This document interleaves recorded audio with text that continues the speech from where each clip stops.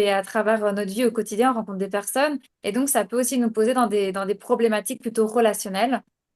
Et tu vas également accompagner les personnes dans ce chemin-là pour tout ce qui est la gestion crise de couple, problème de couple ou alors familial. Est-ce que tu peux nous en dire plus à ce sujet-là? Oui.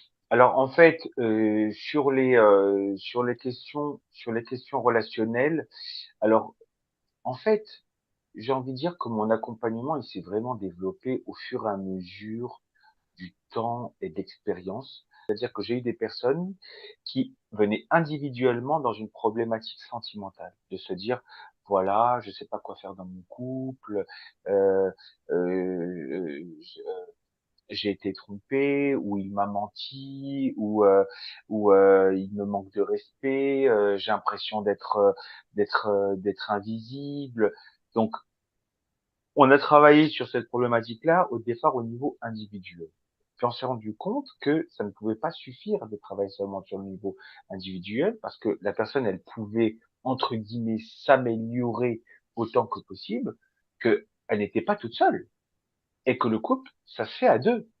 Et que si la personne de l'autre côté, elle n'est pas prête à avancer, à se questionner et à se mobiliser dans la relation, eh ben, à ce moment-là, bah, c'est euh, l'expression on pisse dans un violon, c'est voilà, c'est dire ça sert à rien. Je vais me battre toute seule. Si je suis en train de ramer dans un bateau, je suis la seule à ramer, je tourne en rond. Ça dépend de notre environnement autour de nous. Oui, absolument. Je suis pas seul et je suis connecté à mon environnement. Et quand je suis dans mon couple, plus j'ai une problématique sentimentale, émotionnelle, j'ai besoin de travailler ça avec la personne avec laquelle je suis. Donc il y a des fois où je peux considérer que la problématique, elle est individuelle, elle est propre à moi. Donc, ok, je suis nerveux, je suis, je manque de confiance en moi, donc je doute trop, je suis trop jalouse, je suis possessive, je suis parano. Je peux développer tout un ensemble de traits de pensée et de comportements qui peuvent être propres à moi, mais qui peuvent parfois être nourris par l'autre, ou entretenus par l'autre, ou intensifiés par l'autre. Mhm. Donc j'ai besoin aussi de travailler sur la relation avec l'autre.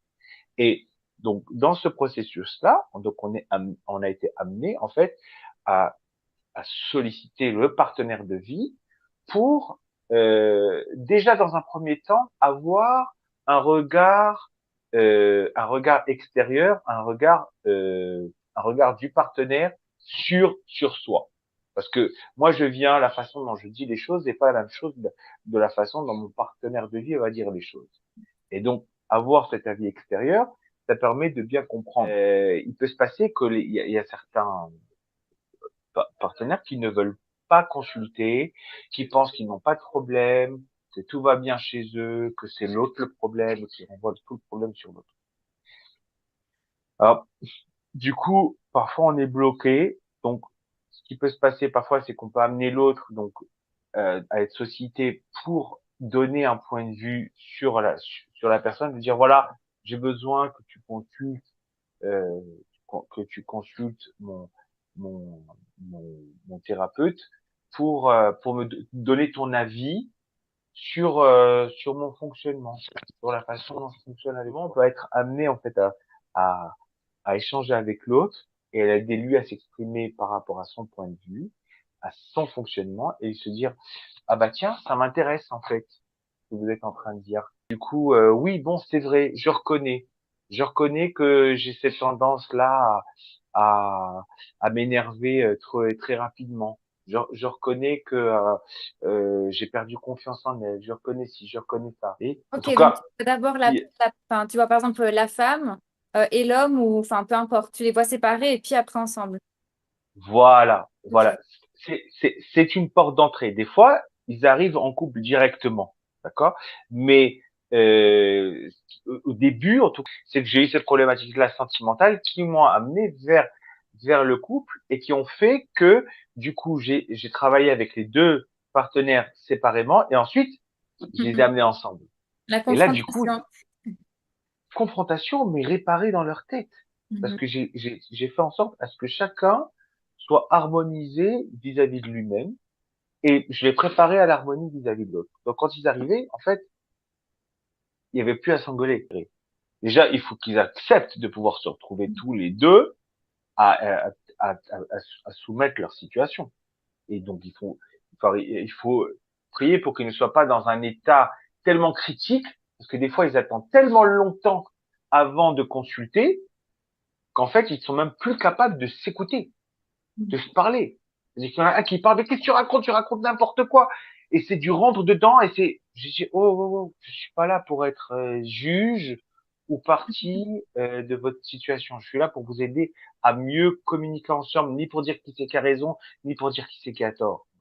Et se rendre compte qu'au au niveau des problématiques, et l'enfant, et avoir un enfant est une épreuve pour le couple, et que beaucoup vont sous-estimer, en fait. Et qui va faire que au moment où ils vont avoir un enfant, ou parfois même avant, il va se jouer une espèce de transition à passer, à passer d'un couple conjugal à un couple parental et familial. Et ça, en fait, ce qui se passe, c'est que parfois, même souvent, ça va se faire au détriment. C'est-à-dire que le couple parental va se faire au détriment du couple conjugal. En fait, je reçois souvent des couples, en fait, qui ne sont plus un couple, qui ont arrêté d'être un couple, un vrai couple, d'être ensemble, de passer du temps ensemble, de sortir, de se complimenter, de se caresser, d'avoir des rapports. C'est avoir un temps pour chaque chose, C'est ça. un temps pour son couple. Et en fait, ce temps-là, il se volatilise. Si la personne, elle a un enfant, l'enfant, c'est beau, c'est magnifique. Donc, on est focalisé. Et comment je vais pas abandonner mon enfant, je vais pas le laisser, je vais pas le rejeter, je disais. Et finalement, en fait, malheureusement, voilà, il y a ce qu'on appelle le baby clash. Il y a des situations qui font que, en fait, le couple parental se fait au détriment du couple conjugal. Et, et voilà. Du coup, le couple se perd. Alors, il y a cette config-là, il y a le config où on disait aussi, parfois, au bout d'un certain temps, le couple ne s'entretient pas. Il se perd, en fait. Ça devient acquis. Chacun, il est pris dans ses occupations, et puis, un jour, ben, je crois que je t'aime plus. Ah oui, mais je t'aime plus, mais en même temps, enfin, qu'est-ce que je fais pour entretenir cet amour? Qu'est-ce que je fais pour nourrir cet amour? Et puis, voilà, ce qui fait aussi que beaucoup de couples aussi se retrouvent en rupture, à divorcer, à penser que l'herbe est plus verte ailleurs, et de refaire et de renouveler à chaque fois l'expérience.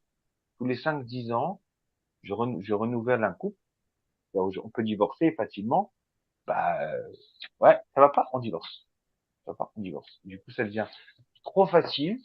Et, et voilà, et les couples qui viennent me consulter, c'est des situations, là encore, voilà quoi, ils sont à la limite du divorce. Ils sont au Mhm. bord du divorce. Bon, c'est généralement des couples mariés, mais ça peut être aussi des couples qui veulent se marier, qui se disent, mais est-ce qu'on va y arriver ou pas?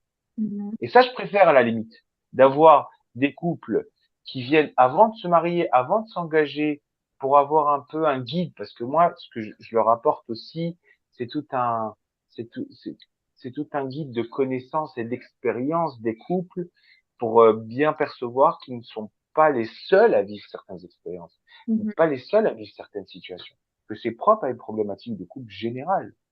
Et ça, du coup, quand ils arrivent à se repérer, se dire, ah oui, l'homme, il fonctionne comme ça, c'est vrai. Ah, la femme, elle fonctionne plutôt comme ça, c'est vrai. Ah, c'est vrai que quand on est en couple, au bout de temps, ça se passe comme ça, c'est vrai. Et à se retrouver comme ça, se repérer, et se dire, ah ouais, c'est vrai, en fait, les problèmes, moi, que j'ai, en fait, il y en a beaucoup qui les ont. Et Mhm. ça peut se régler. Ah ouais, d'accord.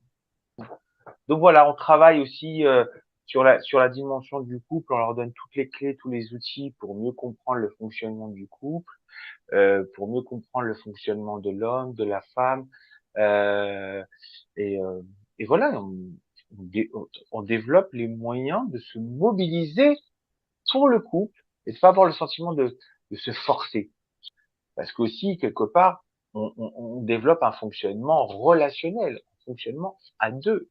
C'est pas la Mhm. même chose que si j'étais tout seul.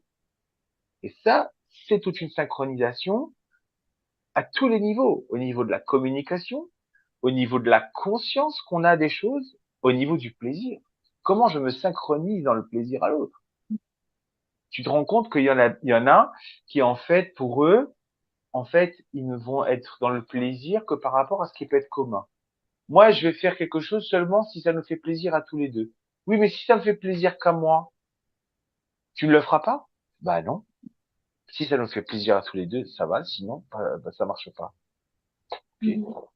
Ça veut dire qu'on va se priver de plein de choses parce que ça ne fait pas plaisir à tous les deux. On peut pas avoir la situation où ça me fait plaisir de te faire plaisir.